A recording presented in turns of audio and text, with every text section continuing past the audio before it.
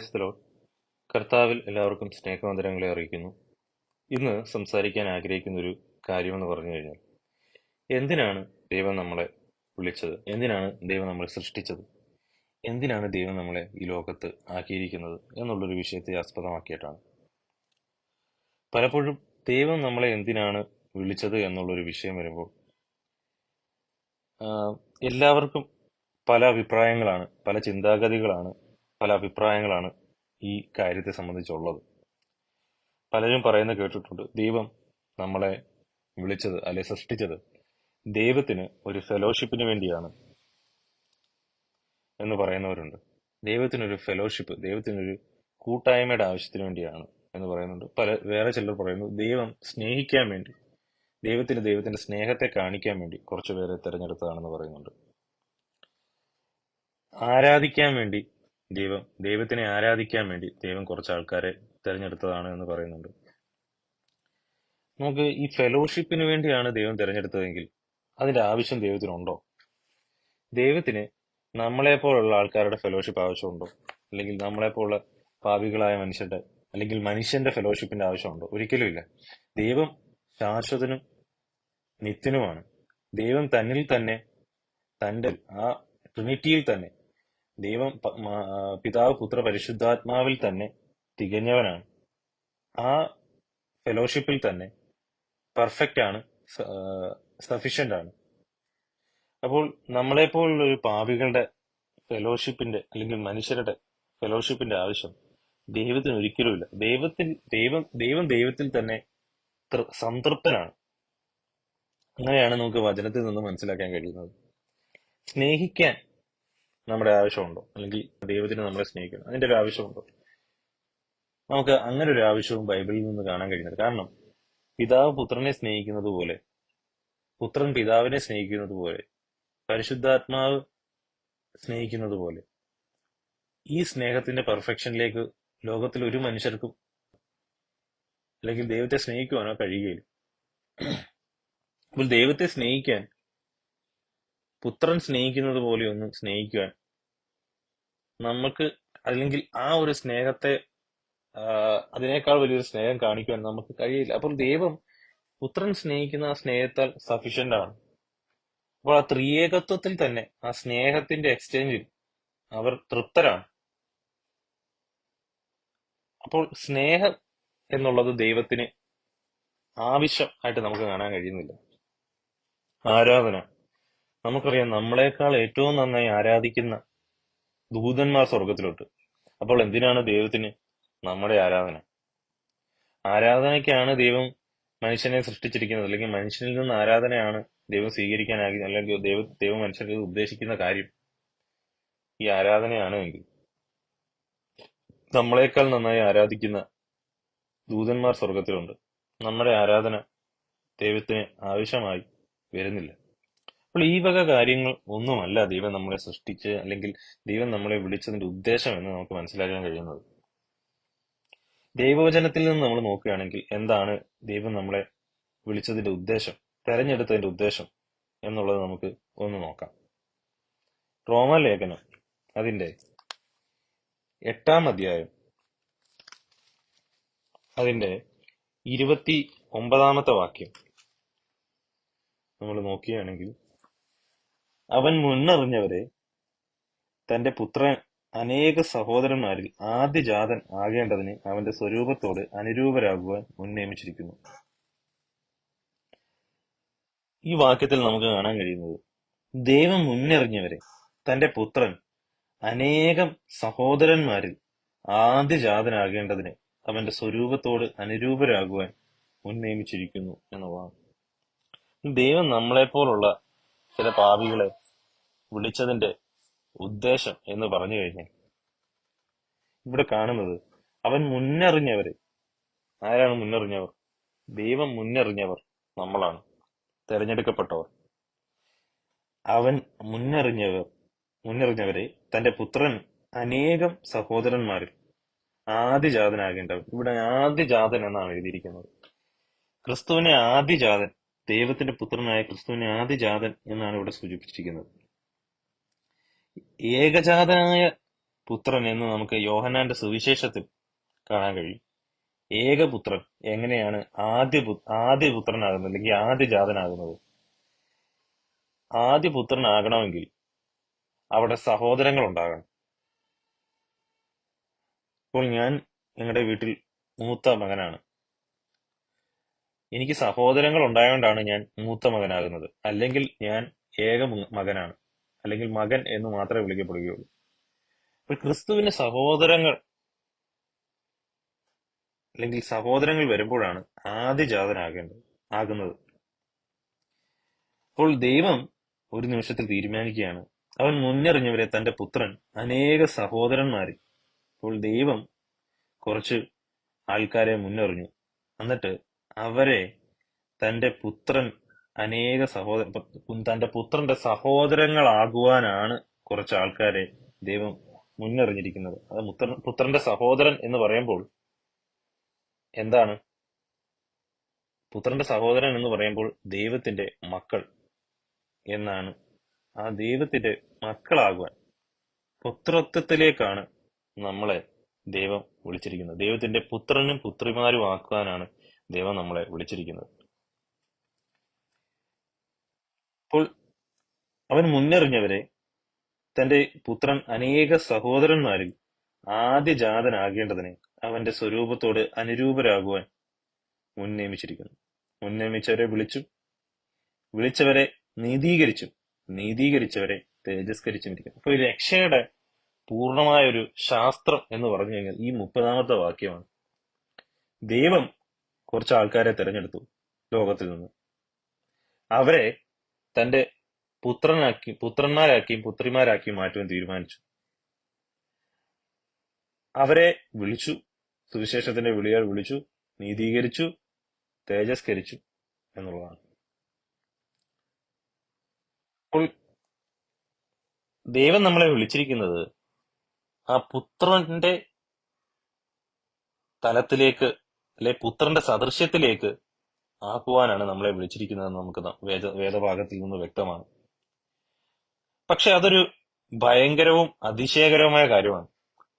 കാരണം എന്നെപ്പോലൊരു പാപിയായ മനുഷ്യനെ, നമ്മളെപ്പോലെ പാപികളായ മനുഷ്യരെ യേശുക്രിസ്തുവിനെ പോലൊരു നീതിമാനാക്കി, ഒരു ചെറിയ സ്പോട്ട് പോലും ഇല്ലാത്ത, ഒരു ചെറിയ ഊനം പോലും ഇല്ലാത്ത, ഒരു പാപം പോലും അറിയാത്ത നീതിമാനാക്കി മാറ്റുക എന്ന് പറഞ്ഞു കഴിഞ്ഞാൽ, യേശുക്രിസ്തുവിനെ പോലെ നീതിമാനാക്കി മാറ്റുക എന്ന് പറഞ്ഞു കഴിഞ്ഞാൽ എനിക്ക് ചിന്തിക്കാൻ, എനിക്കങ്ങനെ മാറാൻ കഴിയുക എന്ന് പറഞ്ഞാൽ എനിക്ക് ചിന്തിക്കാൻ പോലും കഴിയാത്ത കാര്യമാണ്. കാരണം പുത്രന്റെ സ്റ്റാൻഡേർഡ് എന്ന് പറഞ്ഞാൽ അത്ര വലുതാണ്. പുറമേ നമ്മൾ കുറച്ച് നല്ല മോറൽ സ്റ്റാൻഡേർഡ് ഉണ്ടാക്കിയാലും ആന്തരികമായി പുത്രന്റെ സ്റ്റാൻഡേർഡിലേക്ക് ചിന്തകൾ കൊണ്ടുപോലും കർത്താവ് പാപം ചെയ്യുന്നില്ല. പാപം എന്താണെന്ന് അറിയത്തില്ല. കർത്താവിന് സിൻ എന്ന് പറയുന്ന നേച്ചർ ഇല്ല. പക്ഷെ സിൻഫുൾ നേച്ചറുള്ള, പാപത്തിന് അടിമയായ എന്നെ പുത്രന്റെ സ്റ്റാൻഡേർഡിലേക്ക് എത്തുക എന്ന് പറഞ്ഞു കഴിഞ്ഞാൽ അത് ചെറിയ കാര്യമല്ല. എനിക്കൊരിക്കലും ചിന്തിക്കാൻ പോലും കഴിയാത്ത കാര്യമാണ്. പിന്നെ എന്തിനാണ് ദൈവം എന്നെ അങ്ങനെ തിരഞ്ഞെടുത്തിരിക്കുന്നത്? എന്തിനാണ് എന്നെപ്പോലൊരാളെ ദൈവം ഈ ഒരു വിളിയിലേക്ക് ആക്കിയിരിക്കുന്നത്? അപ്പോൾ എന്നെപ്പോലൊരാളെ ദൈവം തിരഞ്ഞെടുക്കാനുള്ള കാര്യം എന്ന് പറഞ്ഞാൽ നമുക്ക് കാണാൻ കഴിയുന്നത് 2 കൊരിന്ത്യ ലേഖനം അതിന്റെ 4-ാം അധ്യായം 6-ാമത്തെ വാക്യമാണ്. ഇരുട്ടിൽ നിന്ന് വെളിച്ചം പ്രകാശിക്കണം എന്ന് അരുൾ ചെയ്ത ദൈവം യേശുക്രിസ്തുവിന്റെ മുഖത്തിലുള്ള ദൈവ തേജസ്സിന്റെ പരിജ്ഞാനം വിളങ്ങേണ്ടതിന് ഞങ്ങളുടെ ഹൃദയങ്ങളിൽ പ്രകാശിച്ചിരിക്കുന്നു. അതായത് ദൈവം തീരുമാനിക്കുകയാണ് ഇരുട്ടിൽ നിന്ന് വെളിച്ചം സൃഷ്ടിക്കപ്പെടണം. അതായത് എന്നെപ്പോലൊരു പാപിയിൽ നിന്ന് യേശുക്രിസ്തുവിനെ പോലൊരു നീതിമാനായ ഒരു മനുഷ്യൻ ഉണ്ടാകിത്തീരണം എന്ന് ദൈവം തീരുമാനിക്കുകയാണ്. നമുക്കറിയാം, ഉൽപ്പത്തി പുസ്തകം അതിന്റെ 1-ാം അധ്യായം 2 എന്നുള്ള വാക്യത്തിൽ ഭൂമി പാഴായും ശൂന്യമായിരുന്നു, ആഴത്തിന്മീതെ ഇരുളുണ്ടായിരുന്നു, ദൈവത്തിന്റെ ആത്മാവ് വെള്ളത്തിന്മീതെ പരിവർത്തിച്ചുകൊണ്ടിരുന്നു, വെളിച്ചം ഉണ്ടാകട്ടെ എന്ന് ദൈവം കൽപ്പിച്ചു, വെളിച്ചം ഉണ്ടായി. അപ്പോൾ ഇരുട്ടിൽ നിന്ന് ദൈവം പറഞ്ഞു ലെറ്റ് ദെയർ ബി ലൈറ്റ് എന്ന് പറയുമ്പോൾ അവിടെ എന്ത് ചെയ്യാണ്? ഇരുട്ടിൽ നിന്ന് വെളിച്ചം ഉണ്ടാകുകയാണ്. ആഴത്തിന്മേൽ ഇരുളുണ്ടായിരുന്നു, ഇരുട്ടിൽ നിന്ന് വെളിച്ചം ഉണ്ടാക്കുവാൻ ദൈവത്തിന് മാത്രമേ കഴിയത്തുള്ളൂ. ദൈവത്തിന് മാത്രമേ പാപിയായ എന്നെപ്പോലെ ഇരുൾ നിറമുള്ള ലോകത്തിന്റെ ചേറ്റിൽ കിടക്കുന്ന ഒരു വ്യക്തിയെ ക്രിസ്തുവിനെ പോലെ വെളിച്ചത്തിൽ വസിക്കുന്ന, ക്രിസ്തുവിനെ പോലെ നീതിമാനാക്കി മാറ്റാൻ കഴിയത്തുള്ളൂ. ഇവിടെ അതാണ് വാക്യത്തിൽ പറഞ്ഞിരിക്കുന്നത്.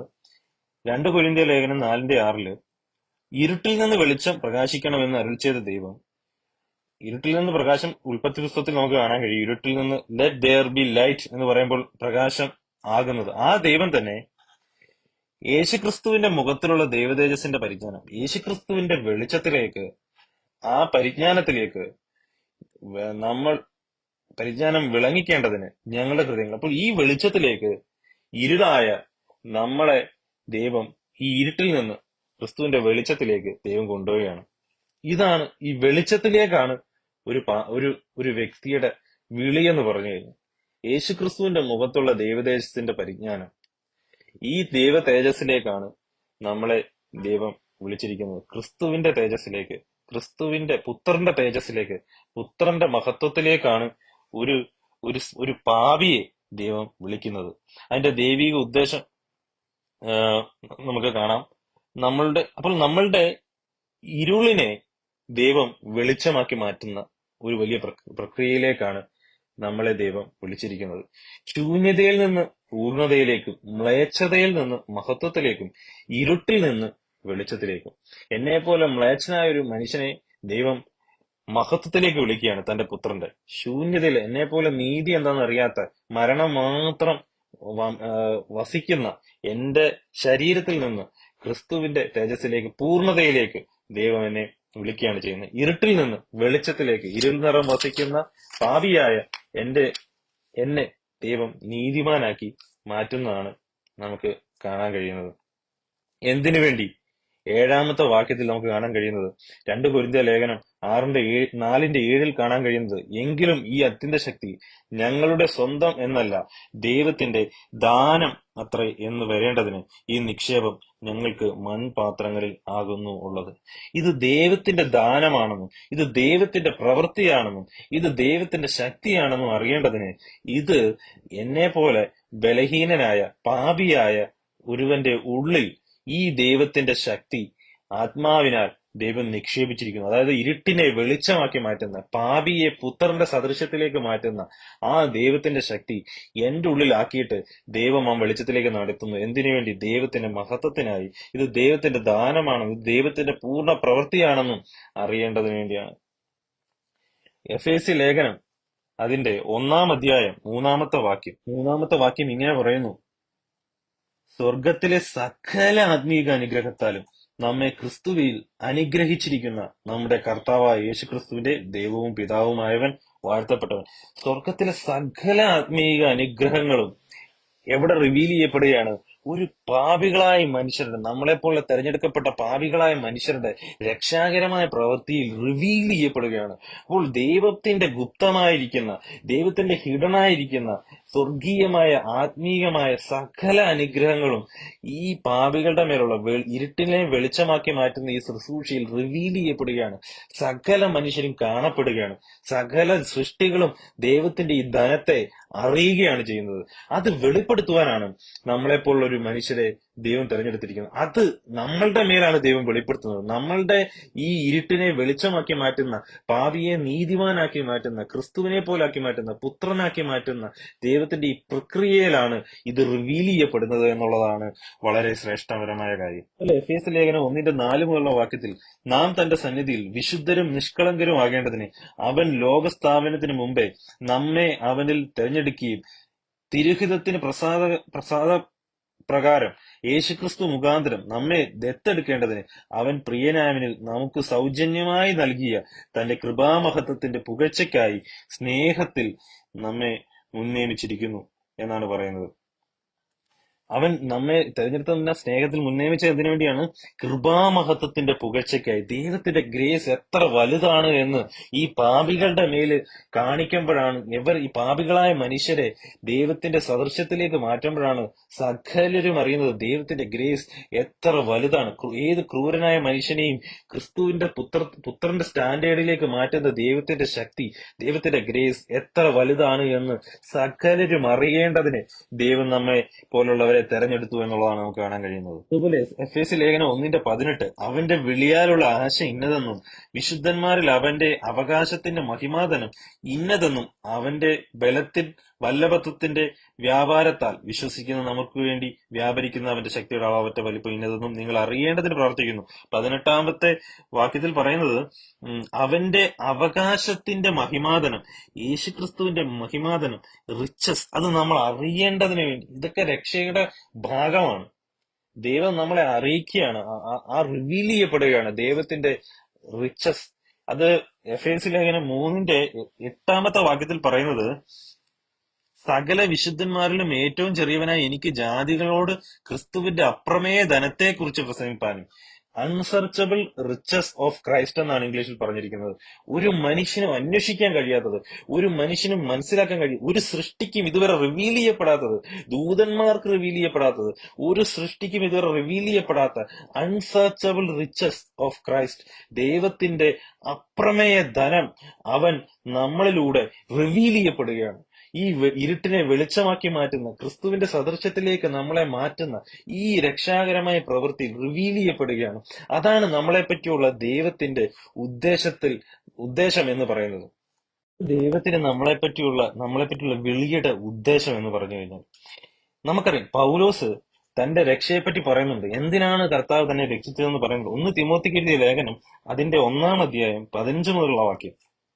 ക്രിസ്തുവേശു പാപികളെ രക്ഷിപ്പാൻ ലോകത്തിൽ വന്നു എന്നുള്ളത് വിശ്വാസ്യവും എല്ലാവരും അംഗീകരിപ്പാൻ യോഗ്യവുമായ വചനം തന്നെ. ആ പാപികളിൽ ഞാൻ ഒന്നാമൻ. എന്നിട്ടും യേശുക്രിസ്തു നിത്യജീവനായിക്കൊണ്ട് തന്നിൽ വിശ്വസിപ്പാനുള്ളവർക്ക് ദൃഷ്ടാന്തത്തിനായി സകല ദീർഘക്ഷമയും ഒന്നാമനായി എന്നിൽ കാണിക്കേണ്ടതിന് എനിക്ക് കരുണ ലഭിച്ചു. നിത്യരാജാവായി അക്ഷയനും അദൃശ്യനുമായ ഏക ദൈവത്തിന് എന്നേക്കും ബഹുമാനവും മഹത്വവും. ആമേൻ. പൗലോസ് പറയാണ്, എന്തിനാണ് പാപികളിൽ ഒന്നാമനായ എന്നെ ദൈവം തെരഞ്ഞെടുത്തത്? പാപികളിൽ ഒന്നാമനായ ദൈവം എന്നെ തെരഞ്ഞെടുത്തത്. എന്നിട്ടും യേശുക്രിസ്തു നിത്യജീവനായിക്കൊണ്ട് തന്നിൽ വിശ്വസിപ്പാനുള്ളവർക്ക് ദൃഷ്ടാന്തത്തിന് സകല ദീർഘക്ഷമയോ എന്നിൽ കാണിക്കേണ്ടതിന് അതിന് കരുണ ലഭിച്ചു. എന്നിൽ കാണിക്കേണ്ടതിന് എനിക്ക് കരുണ ലഭിച്ചു. എന്തിനു വേണ്ടി? ദൈവം സകല ദീർഘക്ഷമയും പൗലോസിനെ പോലെ സഭയ്ക്കെതിരെ പോരാടുന്ന ഒരു വ്യക്തിയുടെ മുന്നിൽ കാണിച്ചത് എന്തിനു വേണ്ടിയാണ്? സകല ദീർഘക്ഷമയെ ഒന്നാമനായി എന്നിൽ കാണിക്കേണ്ടതിന്, ദൃഷ്ടാന്തത്തിനായി, വിശ്വസിപ്പാനുള്ളവർക്ക് ദൃഷ്ടാന്തത്തിനായി എന്നാണ് പറയുന്നത്. ഇംഗ്ലീഷിൽ പറഞ്ഞത് Jesus Christ might display his perfect patience as an example to those who were to believe in him for eternal life. നിത്യജീവന് വേണ്ടി വിശ്വസിപ്പാൻ ഇരിക്കുന്നവർക്ക് ദൃഷ്ടാന്തത്തിനായി, ഡിസ്പ്ലേ ആയി, കാണേണ്ടതിന്. എത്ര വലിയ ശക്തിയാണ് ഒരു മനുഷ്യനെ ദൈവം മാറ്റാൻ ഉപയോഗിക്കുന്നത് എന്ന് അറിയേണ്ടതിന് അത് തന്നെ പോലെ ഒരാളെ ദൈവം തെരഞ്ഞെടുത്തു എന്നാണ് പൗലോസ് പറയുന്നത്. ഇത് ശരിയാണോ? ഇങ്ങനെ എവിടെയെങ്കിലും കാണപ്പെട്ടോ? നമുക്കറിയാം ഗലാത്യ ലേഖനത്തിൽ പൗലോസ് പറയുന്നുണ്ട്. ഗലാത്യ ലേഖനം അതിന്റെ 1-ാം വാക്യത്തിൽ, യഹൂദിയയിലെ ക്രിസ്തു സഭകൾക്കോ ഞാൻ മുഖപരിചയം ഇല്ലാത്തവൻ ആയിരുന്നു, മുമ്പേ നമ്മെ ഉപദ്രവിച്ചവൻ, താൻ മുമ്പേ മുടിച്ച വിശ്വാസത്തെ ഇപ്പോൾ പ്രസംഗിക്കുന്നു എന്ന് മാത്രം അവർ കേട്ട് എന്നെ ചൊല്ലി ദൈവത്തെ മഹത്വപ്പെടുത്തി. അപ്പോൾ പൗലോസിന്റെ രക്ഷയോർത്തിട്ട് ദൈവത്തിന്റെ മഹത്വം വെളിപ്പെടുകയാണ്. അവിടെ ജനങ്ങൾ പൗലോസിനെ പോലൊരു വ്യക്തി ക്രിസ്തുവിനെ പ്രസംഗിക്കുന്നു എന്നോർത്ത് ദൈവത്തെ മഹത്വപ്പെടുത്തുകയാണ്. ഇതാണ് ദൈവത്തിന്റെ ഉദ്ദേശം, പൗലോസിന്റെ തെരഞ്ഞെടുപ്പിന്മേലുള്ള ദൈവീക ഉദ്ദേശം എന്നാണ് പൗലോസ് പറയുന്നത്. ഉദ്ദേശം ദൈവത്തിന്റെ മഹത്വത്തിന്. ഇന്നും പൗലോസിന്റെ കൺവേർഷൻ അനേകർക്ക് ദൈവത്തിന്റെ മഹത്വത്തെ കാണിക്കുവാൻ കാരണമാകുന്നു. ഇങ്ങനൊരു മനുഷ്യൻ ദൈവത്തിനോട് ഉപയോഗപ്പെട്ടു, ദൈവത്തിന്റെ കൃപ എത്ര വലുതാണ് എന്ന് അനേകർ ദൈവത്തെ മഹത്വപ്പെടുത്തുന്നതിന് വേണ്ടി കാരണമാവുന്നു. അതുകൊണ്ടാണ് 1 തിമോത്തിക്ക് എഴുതിയ ലേഖനത്തിൽ 1-ാം 17 വാക്യത്തിൽ പറയുന്നത്, നിത്യരാജാവായി അക്ഷയനും അദൃശ്യനുമായ ഏക ദൈവത്തിന് എന്നേക്കും മഹത്വവും ബഹുമാനവും. ആമേൻ എന്ന് പറയും. ആ മഹത്വവും അവന്റെ മഹത്വത്തിന് വേണ്ടിയാണ് അവൻ എന്നെ തെരഞ്ഞെടുത്തത്. 2 പത്രോസിന്റെ ലേഖനം 1-ാം അധ്യായത്തിൽ അതിന്റെ 3 മുതലുള്ള വാക്യത്തിൽ തന്റെ മഹത്വത്താലും വീര്യത്താലും നമ്മെ വിളിച്ചവന്റെ പരിജ്ഞാനത്താലും എന്നാണ് പറയുന്നത്. പക്ഷെ ഇംഗ്ലീഷിൽ പറയുന്നത് his divine power has granted to us all things that pertain to life and godliness through the knowledge of him who called us to his own glory and his excellency. To own glory എന്നാ പറയുന്നത്. അവന്റെ മഹത്വത്തിലേക്കും വീര്യത്തിലേക്കും എന്നാണ് ഇംഗ്ലീഷിൽ പറഞ്ഞത്. വീര്യത്തിലേക്കും മഹത്വത്തിലേക്കും നമ്മളെ വിളിച്ചു എന്നാണ് പറഞ്ഞത്.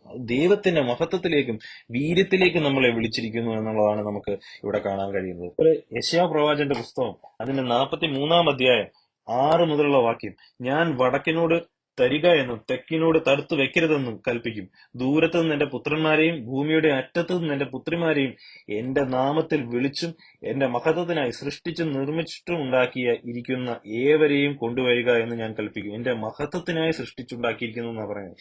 ദൈവത്തിന്റെ മഹത്വത്തിനായിട്ടാണ് നമ്മെ സൃഷ്ടിച്ചിരിക്കുന്നത്. കണ്ണുണ്ടായിട്ടും കുരുടന്മാരായും ചെവി ഉണ്ടായിട്ടും ചെകിടന്മാരായും ഇരിക്കുന്ന ജനത്തെ പുറപ്പെടുവിച്ച് കൊണ്ടുവരുവിൻ. സകല ജാതികളും ഒന്നിച്ചു കൂടട്ടെ, വംശങ്ങൾ ചേർന്നു വരട്ടെ. അവരിൽ ആർ ഇത് പ്രസ്താവിക്കുകയും പണ്ട് പ്രസ്താവിച്ചത് കേൾപ്പിച്ചു തരികയും ചെയ്യുന്നു. അവർ നീതീകരിക്കപ്പെടേണ്ടതിന് സാക്ഷികളെ കൊണ്ടുവരട്ടെ. അവർ കേട്ടിട്ട് സത്യം തന്നെ എന്ന് തന്നെ പറയട്ടെ. നിങ്ങൾ അറിഞ്ഞു എന്നെ വിശ്വസിക്കുകയും ഞാൻ ആകുന്നു എന്ന് ഗ്രഹിക്കുകയും ചെയ്യേണ്ടതിന് നിങ്ങൾ എന്റെ സാക്ഷികളും ഞാൻ തെരഞ്ഞെടുത്തിരിക്കുന്ന എന്റെ ദാസനും ആകുന്നു എന്ന് യഹോവയുടെ അരുളപ്പാട്. എനിക്ക് മുമ്പേ ഒരു ദൈവവും ഉണ്ടാകിയിട്ടില്ല, എന്റെ ശേഷം ഉണ്ടാകുകയുമില്ല. ഞാൻ തന്നെ യഹോവ, ഞാനല്ലാതെ ഒരു രക്ഷാതാവുമില്ല. അപ്പോൾ ദൈവത്തിന്റെ ഗ്ലോറിക്കായി, മഹത്വത്തിനായി ദൈവം നമ്മളെ സൃഷ്ടിച്ചിട്ടുണ്ടാക്കി. ദൈവം നമ്മളെ തെരഞ്ഞെടുത്തിരിക്കുന്നു. അവന്റെ മഹത്വത്തിനായി, അവന്റെ മഹത്വത്തിലേക്കും അവന്റെ തേജസ്സിലേക്കും നമ്മളെ തെരഞ്ഞെടുത്തിരിക്കുന്നു. എവിടെ നിന്ന്? ഇരുട്ടിൽ നിന്ന്, ഇൻസിഗ്നിഫിക്കൻസിൽ നിന്ന്, ശൂന്യതയിൽ നിന്ന് പെർഫെക്ഷനിലേക്ക്, മ്ലേച്ഛതയിൽ നിന്ന് മഹത്വത്തിലേക്ക്, ഗ്ലോറിയിലേക്ക് ദൈവം തന്നെ തെരഞ്ഞെടുത്തു. അത് ദൈവം തന്നെ ആക്കുകയും ചെയ്യും. ലെറ്റ് ദെയർ ബി ലൈറ്റ് എന്ന് ദൈവം പറഞ്ഞിട്ടുണ്ട്. അവിടെ വെളിച്ചം ഉണ്ടാകട്ടെ എന്ന് പറഞ്ഞു. ഈ പറഞ്ഞവൻ മുഖാന്തരമാണ് ഇരുട്ടായിരുന്നു നമ്മളെ ദൈവം തിരഞ്ഞെടുത്തിരിക്കുന്നത്. ദൈവം നമ്മളെ ലൈറ്റാക്കി മാറ്റും. അതിനുവേണ്ടിയാണ് ദൈവം നമ്മളെ തിരഞ്ഞെടുത്തിരിക്കുന്നത്. അത് അവന്റെ വാഗ്ദത്തമാണ്, അവന്റെ തെരഞ്ഞെടുപ്പാണ്. ദൈവം ഒരു പ്ലാൻ ഇട്ട് കഴിഞ്ഞാൽ അത് നടത്തി തീർക്കുവാൻ ദൈവം മതിയായ ദൈവമാണ് നമ്മളെ ലൈറ്റാക്കി മാറ്റുന്നത്. ദൈവമാണ് തേജസ്സാക്കി മാറ്റുന്നത്. പുത്രന്റെ സ്വരൂപത്തോട് അനുരൂപരാക്കി മാറ്റുന്നത് എന്തിനു വേണ്ടിയാണ്? അവന്റെ മഹത്വത്തിനായിട്ടാണ്. അവൻ പ്രവർത്തിക്കുന്നത് അവന്റെ മഹത്വത്തിനായിട്ടാണ്. അവൻ പൂർണ്ണമായും പ്രവർത്തിക്കുന്നത് കൊണ്ട് അത് പൂർണ്ണമായും അവന്റെ മഹത്വത്തിനായി തീരുകയും ചെയ്യും. നമ്മളെ ദൈവത്തിന്റെ വെളിച്ചത്തിലാക്കി വിളിച്ചിരിക്കുന്നു, മഹത്വത്തിനായി വിളിച്ചിരിക്കുന്നു. ഇതൊന്നു മാത്രമാണ്, അവന്റെ മഹത്വം ഒന്ന് മാത്രമാണ് നമ്മളെ വിളിക്കുവാൻ, നമ്മളെ രക്ഷിക്കപ്പെടുവാൻ കാരണമായിരിക്കുന്നത്. ഇത് ദൈവത്തിന്റെ പ്രവൃത്തിയാണ്. നമുക്കൊന്നും പുകഴുവാനില്ല. ദൈവം നമ്മളെ എല്ലാവരെയും അനുഗ്രഹിക്കട്ടെ. ദൈവത്തിന്റെ മഹത്വം നമ്മളിൽ നിറവേറ്റപ്പെടട്ടെ. അവന്റെ മഹത്വം നമ്മളിൽ വെളിപ്പെടുത്തട്ടെ. ദൈവം നമ്മളെ സഹായിക്കട്ടെ. ദൈവം എല്ലാവരെയും അനുഗ്രഹിക്കട്ടെ. സ്തോത്രം.